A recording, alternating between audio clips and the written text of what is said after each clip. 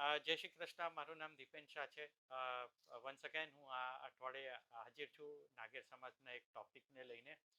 આપ સૌ મને જાણો છો, આપ સૌએ મને સારા વોટોથી વોટ કરીને નાગેર યુવક કમિટીમાં મેમ્બર તરીકે ઇલેક્ટ કર્યો હતો. બટ અનફોર્ચ્યુનેટ સર્કમસ્ટાન્સીસમાં મારે રેઝિગ્નેશન આપવું પડ્યું હતું.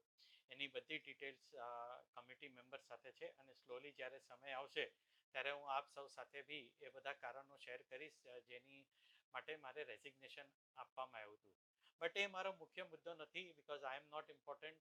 જે ઇમ્પોર્ટન્ટ છે એ આપણું નાગેર સમાજ આગળ વધે એટલે આપણો પૂરો જે એફર્ટ હશે અને જે બી એક્સરસાઇઝ હશે એ પૂરી નાગેર સમાજને આગળ લઈ જવામાં હશે. બટ અગેન જેમ મેં રેઝિગ્નેશન આપ્યું છે તો એનો મતલબ એમ નથી કે હું મારી ડ્યુટી જે તમે મને 3 વર્ષની રિસ્પોન્સિબિલિટી આપી છે એને છોડી દઉં. તો એ રિસ્પોન્સિબિલિટીને હું ડેફિનેટલી નિભાવવાની કોશિશ કરીશ. અને અત્યારે વિધાઉટ એની પોસ્ટ બી હું આ વિડીયોના માધ્યમથી અને બધા એક્સરસાઇઝીસના માધ્યમથી નાગેર સમાજને અવેર કરવાની કોશિશ કરી, જે એઝ અ કમિટી મેમ્બર મારું દાયિત્વ હોત. તો let's dive directly in to the topic. આ અઠવાડિયાનો ટોપિક છે આપણી સહાયનો. જે અગર તમે જોશો તો જો આ મહિનાનું પત્રક જૂન 2025નું પત્રક આવ્યું છે એમાં બહુ વિસ્તાર વિગત બધી ડિટેલ્સ આપવામાં આવી છે કે નાગેર સમાજ કેટલું સહાય કરે છે. અને એવરેસ્ટ ફૂડ્સ ટ્રસ્ટ જે એક પ્રાઇવેટ પ્લેયર છે યા પ્રાઇવેટ પાર્ટી છે, બટ અગેન ફોર્ચ્યુનેટલી આપણી માટે સારું છે કે આપણા નાગેર સમાજના જ છે અને નાગેર સમાજની અંદર એમની તરફથી કેટલું કોન્ટ્રીબ્યુશન કરવામાં આવે છે એ આપણે કમ્પેરેટિવલી જોયું છે. હવે ઘણા બધાના ફીડબેક વ્યૂ પોઈન્ટ આપણને આ દર્પણની અંદર યા નાગેર દર્પણ પબ્લિશ થયું એના પછી જોવા મળ્યું છે. એના મુખ્યતા એ છે કે જ્યારે પ્રાઇવેટ ટ્રસ્ટ પોતાના હિસાબે કોન્ટ્રીબ્યુશન યા પોતાના હિસાબે સહાય કરે છે તો એમને અલાઉડ છે, because they are the decision makers. But સમાજની અંદર પૈસાની આમદની ઓછી થાય છે એટલે સમાજના હાથ ટાઈડ અપ હોય છે અને એના હિસાબે જે કોન્ટ્રીબ્યુશન યા એના હિસાબે જે બી સહાય આપવામાં આવે છે એ ઓછી થતી જાય છે અને ઓછી થઈ છે અત્યારે. બટ આ બધા તર્કોથી હું થોડો અસહમત છું, બિકોઝ અગર આપણે જોઈએ તો સમાજની સહાય ઓછી થવાનું કારણ એ છે કે સમાજની અંદર જે આવકના સોર્સિસ છે યા જે કોન્ટ્રીબ્યુશન દાતાઓ તરફથી આવે છે એ ઘટતું જાય છે. એનું મુખ્ય કારણ અગેન આપણે ટ્રેસ બેક કરી છે કે લાસ્ટ વીક બી આપણે સમજાતા કે જે મોટા દાનાઓ છે ડોનર છે એ લોકો માટે બધા ગેરકાયદા પ્રોસેસ રસ્તા ઘણીવાર અલાઉ કરવામાં આવે છે. જે કમ્પ્લેન્સની પ્રોસિજર હોય છે એ બી એ લોકો માટે વેવ ઓફ કરવામાં આવે છે. બટ જે સાદો માણસ પોતાના કેપિટલમાંથી 2000 રૂપિયા ડોનેટ કરતો હોય એની માટે તમામ તરહની ડોક્યુમેન્ટેશન માંગવામાં આવે છે, પેન કાર્ડ માંગવામાં આવે છે, ઓથોરાઇઝ સિગ્નેટરી જોવામાં આવે છે, પછી એના નામે એનો પેન કાર્ડ મેચ થાય છે કે નહીં, રસીદ એના નામે ઇસ્યુ થાય છે કે નહીં. એવી રીતે નાના નાના ડોનરો જે બિચારા પોતાના કેપિટલમાંથી ડોનેટ કરતો હોય નાગેર સમાજને, ચાહે ગરદીદ ફાળાના નામે હોય યા કોઈ બીજા ફાળાના નામે હોય, તો એ તમારે બધી જ કન્ડિશન્સ પૂરી કરવી પડે છે. બટ મોટાઓ ડોનર ઘણીવાર એવું હોય કે આ બધી કન્ડિશનોમાંથી મુક્ત કરવામાં આવે છે અને એમના ઘણીવાર ડોનેશન એમને સ્વીકારી લેવામાં આવે છે, જેની માટે કોઈ તમને કમ્પ્લાયન્સની જરૂરત નથી. તો એના હિસાબે જે વિશ્વાસ મળવો જોઈએ નાના ડોનરોને, એ વિશ્વાસ સ્લોલી ફેડ અવે થયો છે. એટલે જ નાના ડોનરો આસ્તે આસ્તે ચાહે ગરદીદ ફાળાની અંદર હોય ચાહે બીજા ફાળાની અંદર હોય એ આસ્તે આસ્તે ઓછા થતા જાય છે. એની સાથે સાથે બીજું આપણે એ બી જોયું છે કે જે નાના ડોનરો છે જે પોતાનો કેપિટલમાંથી પૈસા આપે છે, પોતાના નાગેર સમાજની અંદર ડોનેશન યા યુવકની અંદર ડોનેશન આપીને પોતાના પ્રોફિટ લોસ ની ઉપર નથી જોતા, એ પોતાનો પ્રોફિટ લોસ યા ઇન્કમ ઓછી કરવામાં અને એડવર્ટિઝમેન્ટ એક્સપેન્સીસ ક્લેમ કરવામાં ઇન્ટરેસ્ટ નથી. એ જેન્યુઅનલી સમાજને ડોનેશન આપીને સમાજને આગળ લેવામાં ઇન્ટરેસ્ટ છે. એ લોકો કોઈનું ક્યારે સન્માન જોવામાં નથી આવતું. કોઈ બી એક લિસ્ટમાં એમનું નામ લાસ્ટ સિનર્જી વાઇઝ લખવામાં આવે છે કે 2000, 3000, 5000 એવું તો એમનું નામ છેલ્લે કડીઓમાં લખ્યું હોય, જેને ખબર બી નથી પડતી કે ક્યારે આ માણસ સતત છેલ્લા 10 વર્ષથી 15 વર્ષથી ભલે 2000 રૂપિયા હોય પણ 15 વર્ષ 25 વર્ષ 50 વર્ષથી બિચારો સમાજને ડોનેટ કરતો આવ્યો છે.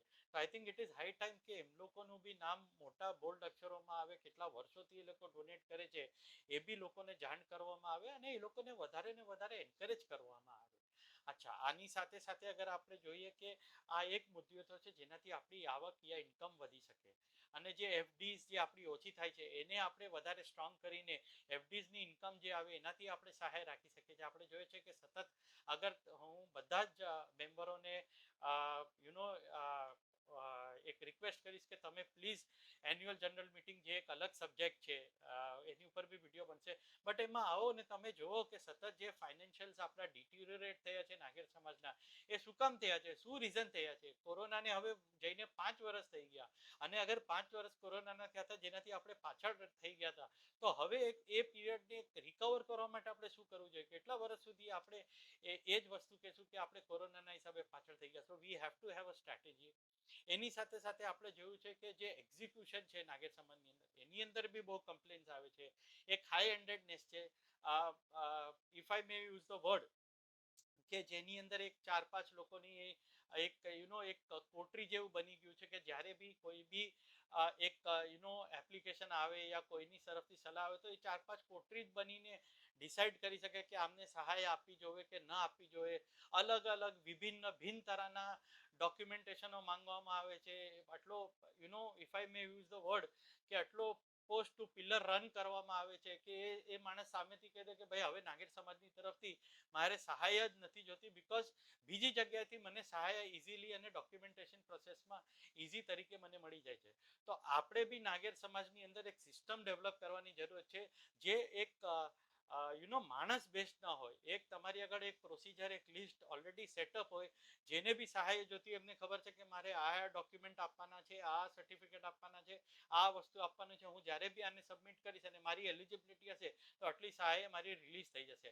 અત્યારે તો જે 4-5-6 જણા કોટરીમાં બેઠા હોય એમના ડિસિઝન પર, એમના સબ્જેક્ટિવ ડિસિઝન પર સહાય આપવામાં આવે, અને સામેવાળો જે બિચારો સહાય લેવામાં આવે એ ભાગીને થાકી જાય, અને at the end of the day obviously જ્યાં બીજેથી ઇઝીલી મળી શકતું હશે ત્યાં એ જઈને સહાય લેશે, અને એ ક્વાઇટ નેચરલ બી છે.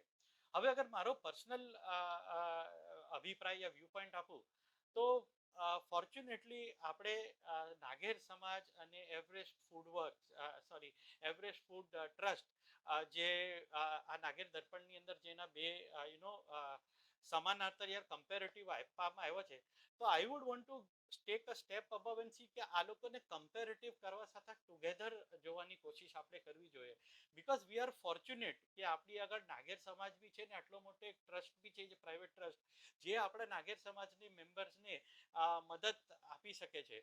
તો અત્યારે જે કમિટીઝ છે એ બધાને મને લાગે છે કે ઈગો શટડાઉન કરીને હવે એક નવી કમિટી, એવી કમિટી, યંગ કમિટી આવવાની જરૂરત છે જેનાથી જે પોતાનું આ બધા બેગોજોથી આઝાદ હોય, જેની અંદર કોઈ ઈગો ન હોય, એ પોતે ખાલી કામ કરવા માટે આવતો હોય, અને નાગેર સમાજના રિસોર્સિસ અને આ પ્રાઇવેટ ટ્રસ્ટના રિસોર્સિસને કમ્બાઈન કરીને, ડબલ કરીને વધારે બેટર રીતે એક સિસ્ટમેટિક પ્રોસેસમાં નાગેર સમાજના બધા જ મેમ્બરોને સહાય અને એનું જે એક્ઝિક્યુશન છે એ સિમ્પ્લિફાઈ કરી શકે. તો તમે વિચારો કે જ્યારે આ કલેક્ટિવ ફંડ્સ યા કલેક્ટિવ રિસોર્સિસ જોઈન થશે અને એના પછી ડિસ્ટ્રીબ્યુશન થશે નાગેર સમાજની અંદર, તો ઉન્નતિ જે અત્યારે સમજો કે અડધા એક્સ થતી જશે, એ ઉન્નતિ તમને 1x 2x થતી દેખાશે.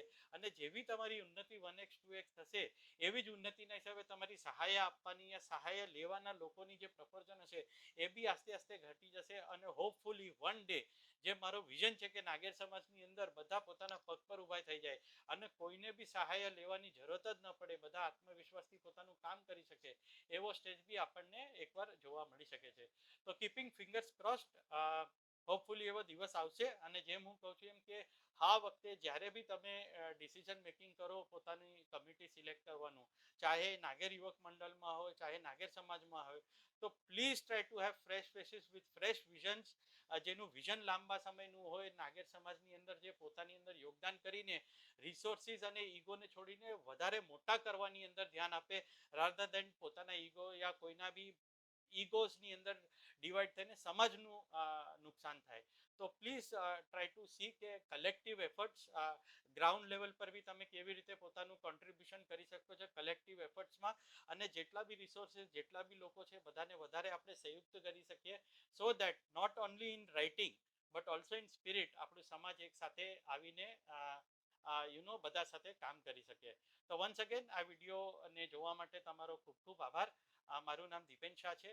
હું નાગેર યુવક કમિટીનો એક્સ મેમ્બર છું અને તમે મને તમારા વ્યૂ પોઈન્ટ આ ટોપિક ઉપર નીચે કમેન્ટ્સમાં ડેફિનેટલી આપજો અને આવી જ રીતે હું હર અઠવાડિયે નવા ટોપિક્સ લઈને તમને હું આ વિડીયોઝ બનાવતો રહીશ અને તમે બી આપણો વ્યૂ પોઈન્ટ આપણને આપતા રહેજો. અગર આપણી આગળ બી કોઈ ટોપિક છે તો પ્લીઝ એ ટોપિકની અંદર એનું વિગતવાર ડિસ્ક્રિપ્શન આપજો. તેને હું સ્ટડી કરીને અગર વિડીયોની અંદર કોઈ બી જગ્યા સામેલ કરવાનું હશે તો હું ડેફિનેટલી એને સામેલ કરીશ. Thank you very much.